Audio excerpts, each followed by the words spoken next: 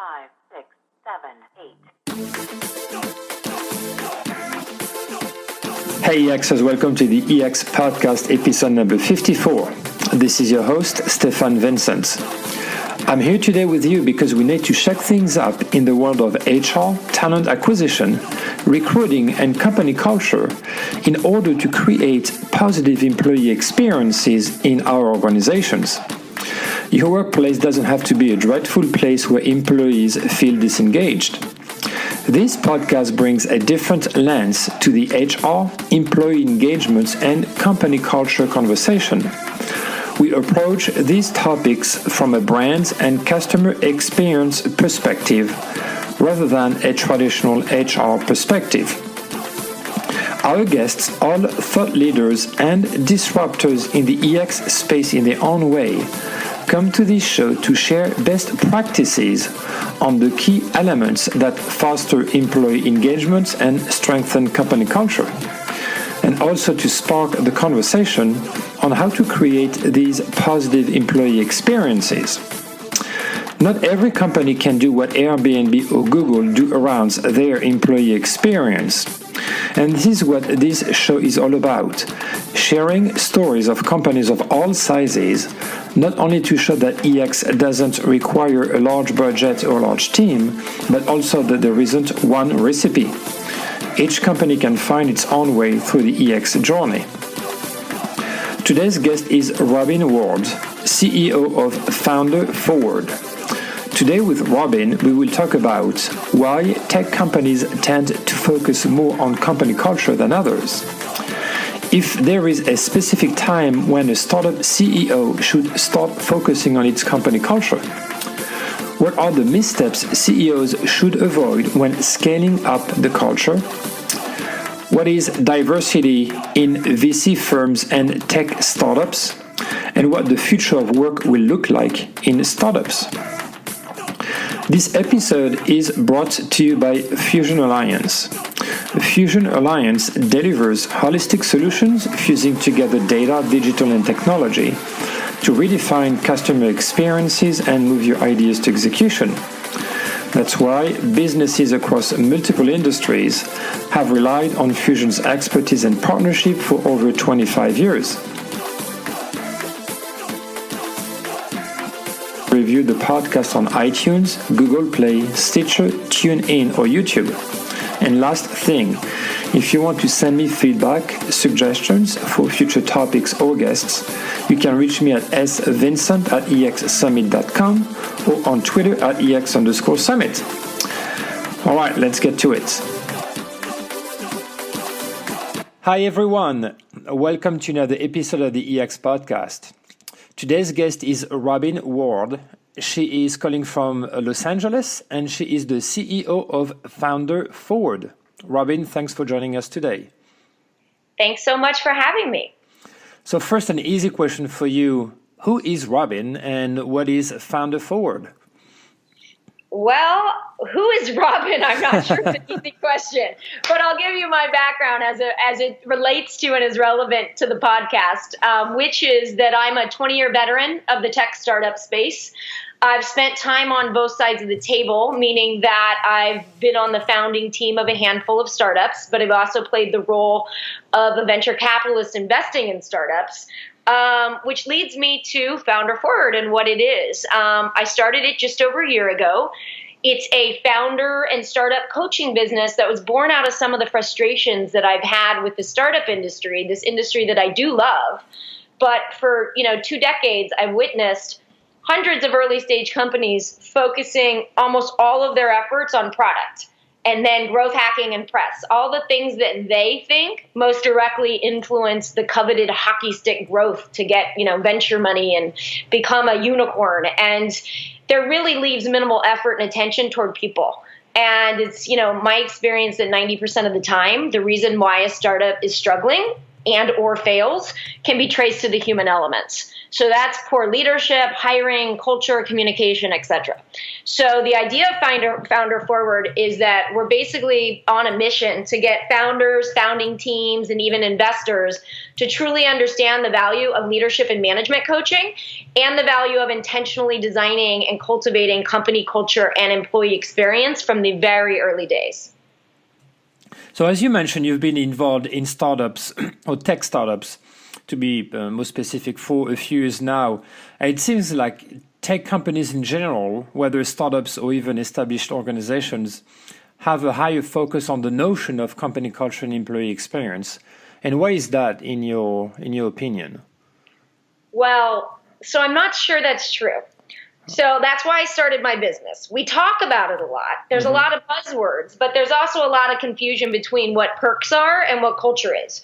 So I feel like I'm sort of constantly, standing on the sandbox, giving a public service announcement to this industry that, just because you have kombucha and beer on tap and ping pong tables in a rec room doesn't mean you have a strong culture, right? So, culture is not just a topic for the website or the walls. It has to be defined and lived and measured by behavior.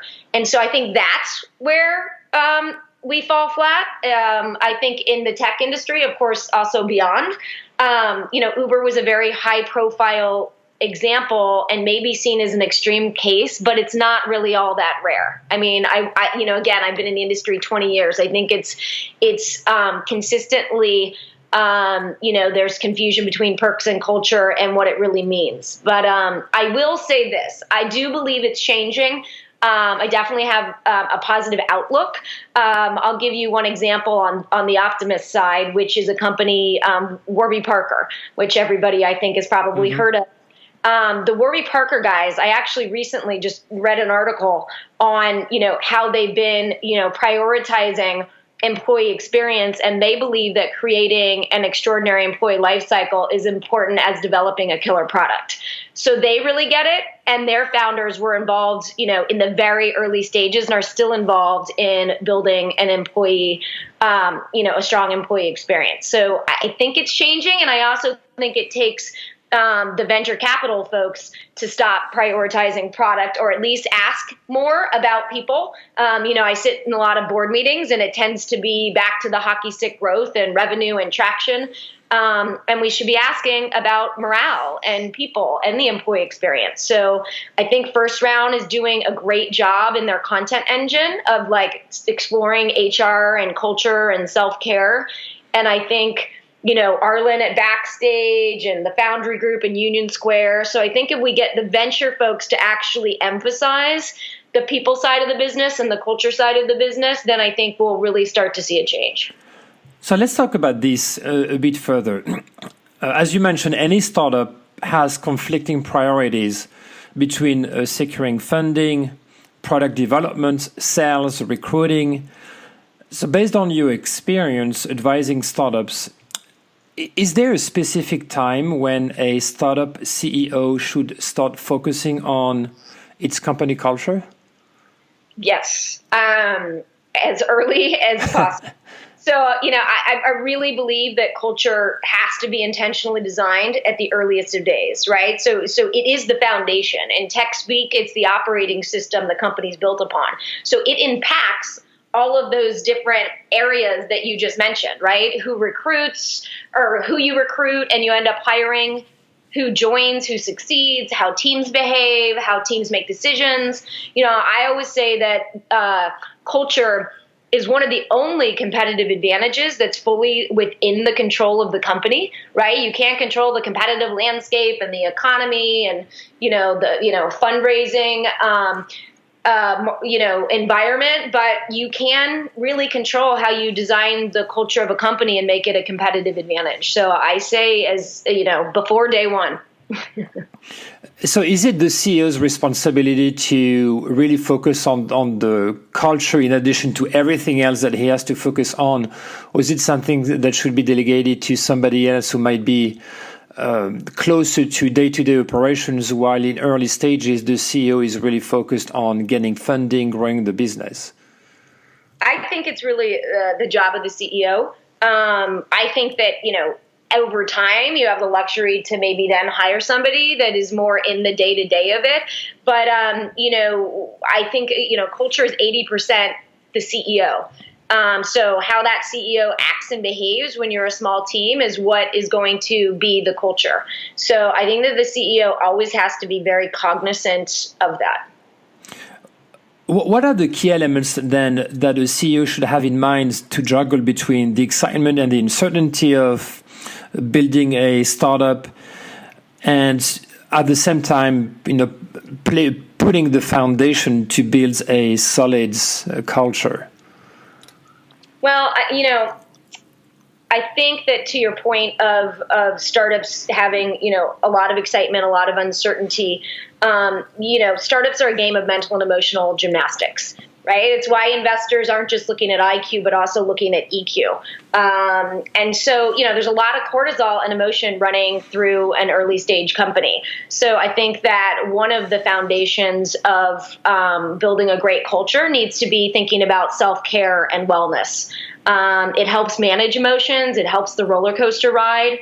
I probably overly quote something that I read in a book, Radical Candor by Kim Scott, who I love, which is, basically, healthy, happy founder, healthy, happy employees, healthy, happy company. So I really think it comes down to understanding that self-care is going to lead to great work and creativity.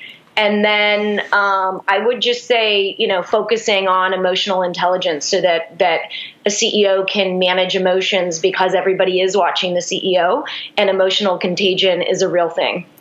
It's interesting because you mentioned candor, and that is the recurring theme on every podcast that I do, any interview that I do on this podcast with startup or tech leaders mostly, is that the key to building and scaling that culture is candor and transparency. Yep. So it is a sort of a hot buzzword of 2017 and 18. It can be, yeah. I will tell you, there's 3 great books that I recommend anybody read, but particularly founders. One I've already mentioned, which is Radical Candor. Then Patty McCord's book, which is Powerful, which is about the Netflix culture, where she talks about candor. And then, of course, Ray Dalio's Principles book, and he also talks about candor. So truth and transparency, honesty, but sort of radical candor is definitely having a moment. I think that when you are bringing people along a journey, particularly in the early days, when people probably are not working for full salaries and it's a small team, being as honest and open as possible really needs to be at the backbone of a culture, and that's why you hear it discussed so much. There's some pivotal moments when the startup grows from a few employees to, let's say, 20, then maybe 50, 60, then to 100, and suddenly there's a need for more structure, a better defined employee experience. So from what we've seen among all the startups that you've been involved with or that you've advised, what are some of the missteps that CEOs should avoid when scaling up the culture? Well, I think the number one misstep is they just wait too long to hire anybody internal that you would consider HR or people, right? Mm-hmm. People operations is sort of the bucket that or the words that people like to, use these days. But, hiring the people, quote unquote, those are the people hiring your team, right? Team is everything. Back to people before product. If you take care of your people, your product and your profits will follow. So they're going to hire your team, and then they're going to, take care of your team and retain them. And we can't, just look at it as a cog that you're forced to endure and that you're holding on to the last minute possible to hire. It's just the wrong way to look at it, right? It's the opposite of what the Warby Parker guys are saying. I know a company right now that at 70 people is still on outsourced HR. that's just ludicrous, right? So trying to work with them and explain to them why that is an issue, and trying to get them to just budget for one hire is much harder than it should be. So the first misstep is just not understanding the importance. And then I would say the second misstep is I think understanding employee experience, and obviously that's also a newer or new-ish buzzword, but that, it's not designed for your employees, it's designed with your employees. And I think that is a very important underlying principle that I'm not sure that I see everybody implementing. It's a very good point. Now, you mentioned that one key step for the CEO would be to hire someone to oversee people operations. What kind of backgrounds would you advise that person would have? Is it more of an HR background, or is it more of a operations background, maybe customer experience background, to really build that the EX initiative and strategy for the company, knowing that obviously you can easily outsource some of the more administrative tasks surrounding HR, such as benefits enrollments and payroll and these type of things. What would be your advice there, as far as the backgrounds of that people operations person? Well, I think it can be a component of any of that. What I think the key to where you're getting is there does have to be one person put in charge of employee experience, where that person is either got a background from product or customer experience, and or you just build sort of a task force team that is pulling in from other areas of the company that can be helpful. But, to your point on employee experience, it's not to be siloed. And also, there's a lot to be learned from going to the marketing, the product, and even the sales team and looking at the way that, they used to emphasize customer satisfaction. Now they're emphasizing the full customer experience and working cross-functionally. So you need that same sort of cross-functional mindset to building employee experience. So in some ways, the people ops person might have a different background than straight HR. But I think the real key is to have somebody that can think across disciplines. And then you want somebody that really understands technology tools, because I think one of the amazing things that's happening is, some companies consider this maybe a little daunting, but there's so much different technology tools and platforms out there that make building the employee experience much easier, right? So whether it's productivity tools like Trello or, the Pulse feedback surveys, 15.5, Culture Amp, Culture IQ, I could go down the list, but there are, literally, soup to nuts solutions. Those tend to be more expensive. And then there's less expensive options. But, whoever is running that is really going to want to be able to consider those tools and probably, work with the appropriate groups in the company to get a self-serve employee portal set up. And these days that also needs to be mobile, right? So those are some of the sort of, new skill sets or new things that come into that job that may not have been there 5 and 10 years ago. You mentioned earlier that the company's culture is and should be a competitive advantage, and I totally agree with that as well. What is interesting, and the reason why I'm going to mention that company, is because you have ties to Indianapolis, where I live. And when ExactTarget was sold to Salesforce for, I think it was about $2.5 or $2.7 billion, which is amazing. Actually, the ExactTarget's culture was listed as a competitive advantage in their IPO submission, which, from what I heard, was the first time in IPO history. I did not know that. That makes me extremely happy. Yeah, which is pretty impressive. But literally, they have a very well-defined and very well-robust culture.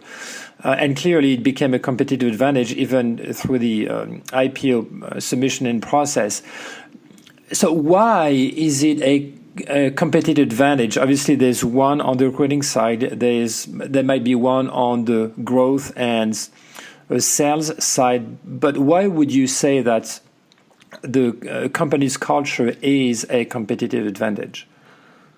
Well, this goes back to my premise, which is if you put people first, your products and your profit will follow, which is similar to what Warby Parker's saying, which is sort of employee life cycle is as important as your product. So, if it comes down to the people that you hire are the ones that ideate, create, sustain, sell, support your product or service, the culture you build, which is how you hire and how you keep people and how you make decisions, all of that is, the underlying sort of sauce for what makes the company perform.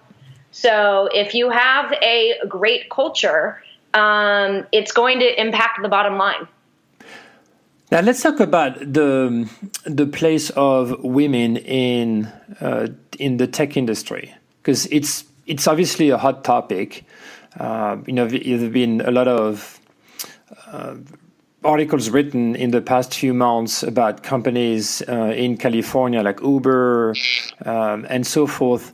And it's a very male-driven industry. There are not many females in executive positions in the tech industry. Why is that? And does it have a negative impact on how companies are actually approaching building their culture and the employee experience?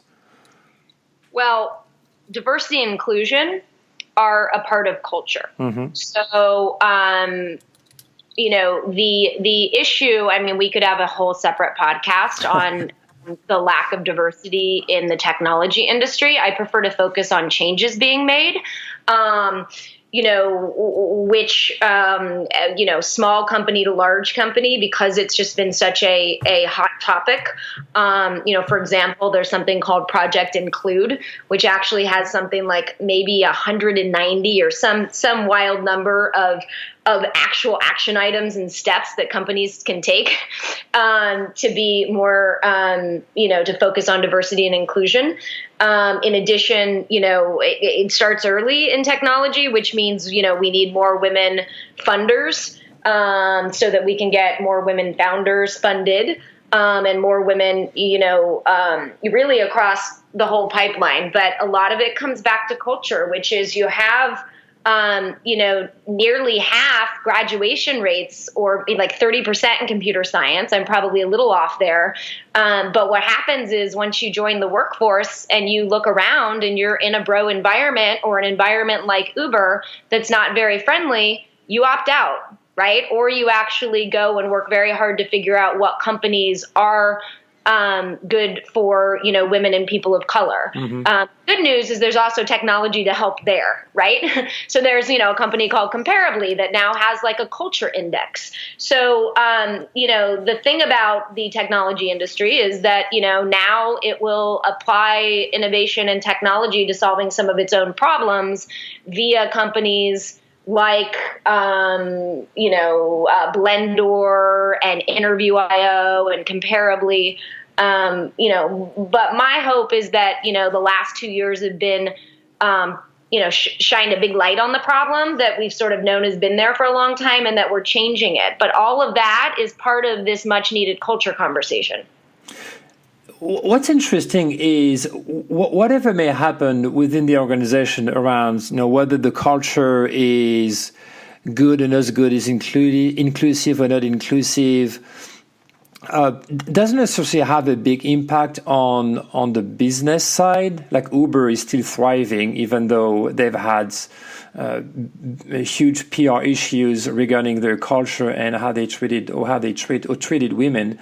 A few months back, I had the VP of Employer Brand and Diversity of GoDaddy on the podcast, and GoDaddy went through not something at all comparable to Uber, but they had a different brand perception from their business perception, with the racy commercials a few years back, and the fact that they were trying to attract mostly women engineers and software developers to the organization. But again, from a recruiting perspective, the perception of GoDaddy was very tied to their racy commercials and not necessarily very well regarded by women.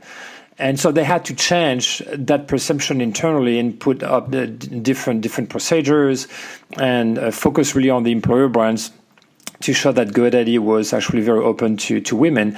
And they saw an increase in promotions of women in higher positions. I can't remember exactly the numbers, but for those interested, you can listen back to that episode about GoDaddy. But by deliberately focusing on diversity and inclusion and open up opportunities for women and people from other minorities, you can make a difference, and ultimately it's going to serve your brands, whether it's your employer brand or your consumer brand. Yes, and there are many studies now.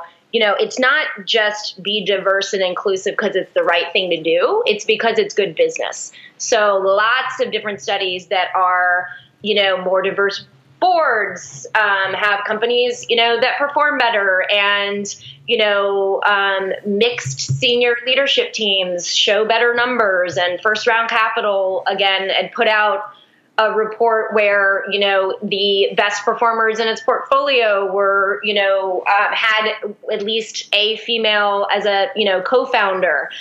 So, there's a lot of data out there, and it just makes sense. Diversity of thought, leads to different points of view around the table. And when you're building a product or service, particularly if it's mass market, then you want to be able to truly understand your customer, and having a room of all old white dudes isn't going to cut it, and it's going to show all the way down at the bottom line.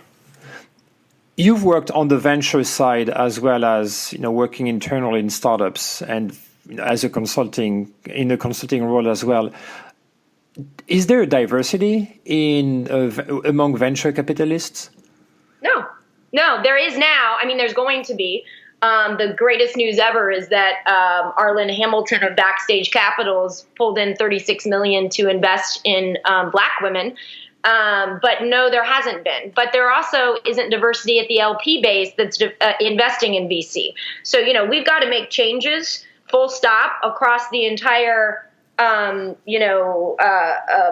pipeline to actually see change. But I am very confident that, again, after 2 years of shining a bright spotlight on the lack of diversity and some of the real flaws in the industry, that there's a lot of people stepping up to make change. And so, I like to focus on that piece. But, the thing is it takes 7 to 10 years to build a company or to get a return. So this is not something where like next year, all of a sudden the numbers are going to be significantly better. It's going to take a while, but I'm confident that we're making the changes. And I am, the number of women that have either joined major VCs or left major VCs and started their own seed funds, or the amount. I'm on the board of something called the Women Founders Network. We throw the largest fast pitch competition with a prize of $50,000 this year. And last night we did a panel of 5 amazing angel investors that were all women. So we're also really trying to get women who control a good deal of wealth in the trillions in this country to not just put money to philanthropies, but to also invest in women-funded businesses or businesses that impact women. So all of these things are happening, but it's not going to result in big, broad change in the next couple of years. It's going to take a decade. You have Midwest roots, and you've been on the West Coast for quite some time. Do you see a difference how companies look at building company culture and looking at the employee experience from different geographies around the nation? Is it more of a West Coast thing to really focus on the culture first, or is it just all across the different sections of the country? Well, I will say that I was in New York 11 years. So yes, I've been on both coasts, and it's been quite some time since I've been in Indiana. But I'm going to throw this out as an assumption and based upon the companies that I know in Indiana and the burgeoning tech scene. So, a company called Boardable, which, I believe has got some money from High Alpha, which is Exact Targets. Those guys, Scott Dorsey is put together a great, venture fund and studio in Indianapolis. And I think that I also went on Steve Case's, I went to the Rise of the Rest conference and met great VCs and startups from all across Middle America. I think in some way culture is more at the forefront because you are a little outside the bubble. So you're outside you need to be a unicorn and show me the hockey stick growth immediately and how much press did you get last week, where you really are, people centric and building a collaborative company. And that in addition to wanting to build, a really innovative product and service, you're actually really thinking about the fact that, you are wanting to build a really great company where you just are really happy to come to work every day and where your employees are really happy to come to work every day. And so, maybe it's me and my Midwestern roots, but I feel like that's a little bit more of a middle America philosophy or way of life that is you're sort of building into the company. So you would say that there's more pressure to grow the company quickly on the West or East Coast, and there's more of a focus to actually growing the business and the people and the culture more in between the coasts in the heart of America. Well, so here's what I'm not saying. I'm saying that if you build it that way in the heart of America, you will see big growth and fast growth. I mean, look at Exact Target as our point of, example. So I don't think that they're purposely saying we're not going to grow this fast. I just think they're doing it in a way that's more people-centric. Mm-hmm. And that they understand people first. They understand it's not product first. Where do you see the future of startups and how they're going to better connect with the employees and the talents that they're trying to attract in the next few years? Do you see drastic changes in how they're going to approach it? Do you see the role of technology being even more important with artificial intelligence, some sort of automation in the process, and so forth? I think the future of work is probably also a whole other podcast that we could do. So that one's challenging to figure out where to start to answer that. But I think on one end that, AI and machine learning, particularly for some of the HR functions, is going to be amazing and a little bit of a game changer. Again, I've already mentioned all the different technologies that can help with employee experience.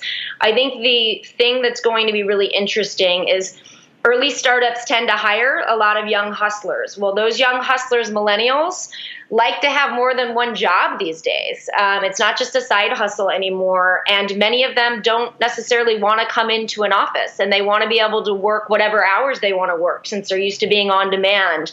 Gallup actually says that, 19% of millennials say they're not getting as much feedback as they should be getting. So there's a lot of adjustment that I think needs to be made for not just differences in generations, but sort of real changes in the way that work in the future is going to happen. I think that that's a challenge to startups as well as a challenge to Fortune 100 companies. So I think that's going to be really interesting to watch. It sounds like there will be more pressure for startup to really understand how their employees want to work and engage with the company. It would be more catered to different expectations, different needs, different requirements from the employee perspective versus from the company perspective itself. Well, yes. And again, this goes back to competitive advantage. Startups by nature have high turnover because they're difficult environments. So if you're somebody that really builds a strong culture and really focuses on employee experience from the beginning and is working with your existing employees to continue to improve that, and you are a company that's leveraging all of these great new tools that are going to allow for, they're calling them pulse feedback, which means no longer 1 year review, but like quarterly reviews and lots of different types of surveys that are at your fingertips. I think that's going to really cause you to stand out and be able to hire the best. And again, I see the full line right through hiring the best to, delivering the best product to delivering the best profit. So we're getting close to the end of our conversation today, but let me ask you some fun and personal questions before we conclude today. If you were to invite someone famous to a dinner, who would you choose and why? Oh, that's a good one. I think I'm going to go with Ruth Bader Ginsburg, and that's because I went to the premiere of her documentary a few days ago, and boy, is she impressive. I mean, she's a woman that broke down barriers, and we have such a long way to go. I mean, we did lightly discuss, Time's Up and Me Too and diversity and inclusion issues on this podcast, and she's been at it for 50 years. So I'd like to, sit down with her over a glass of rosé and get some insights. Nice. Did you grow up as a kid thinking that you would work in this? Well, actually, at that time, probably not, because startup didn't really exist at that time. But what was your dream job growing up? Well, so the answer is yes. I wanted to own my own business. My grandfather owned his own business. So, we didn't necessarily call it a startup. It certainly wasn't a tech startup, but I wanted to be an entrepreneur. That's how I actually left my lovely hometown of Indianapolis, was to go be in the entrepreneur program at the University of Southern California. So indeed, I'm sort of not one of those people that's, sort of moved around and figured it out over life. I kind of knew very early and studied entrepreneurship and has been involved in entrepreneurship my whole career. In fact, I co-teach an entrepreneurship class at USC today. Nice. What is the essential item that you always take with you when you go on vacation? Well, there's probably a lot. Sunscreen is one, but I think the most important thing is two things, which is a good book and my journal. I always want to have vivid memories of a vacation, but I journal often and believe in its sort of value as a learning and growth tool. So I use it for self-reflection. And what is your favorite vacation spot? I'm a Francophile, which I think you will love. So we have Indianapolis and Paris in common. I indeed think that I'm Parisian and in a different life and want to have a chateau in Paris, perhaps where I'm drinking rosé with Ruth Bader Ginsburg one day. What is your favorite spot in Paris then, if you have one? Gosh, I was going to say that's like the whole point of Paris is that so many spots. But I would say the Rodin. A museum? Yes. Nice. What is your personal motto? Oh, goodness. I mean, I used to be known for getting shit done. So it was sort of get shit done. But, I would say something that my parents just instilled in me, which is really simple, which is work hard and be kind to people. The last thing I'll say in my newest incarnation is really just that success is a habit. What is the way to follow you and FounderForward on social media? Well, I have a website, so FounderForward.com. I actually have a blog, and I post once a week, and I cover EQ and culture is actually next month. Employee experience is the month after. Emotional contagion. Some of the things we've talked about will be on that blog. Social media, Instagram is FounderForward. And then Twitter, you can follow me at RM Ward. All right. Any last word of advice or wisdom? I would just say, for founders, really focus time and effort on the people stuff and do it in the early days, right? And focus on becoming the best leader and building the best managers and building a great culture and employee experience from the start and make it a competitive advantage. Great advice. Well, thank you, Robyn, for your time today. Thank you. I really enjoyed talking with you. Thanks for tuning in to the EX Podcast. If you want to learn more, visit our website at expodcast.com. If you want to find out more about our next conferences, go to exsummit.com. Finally, you can also find my manifesto on business to employee or B2E branding at b2ebranding.co. See you next week.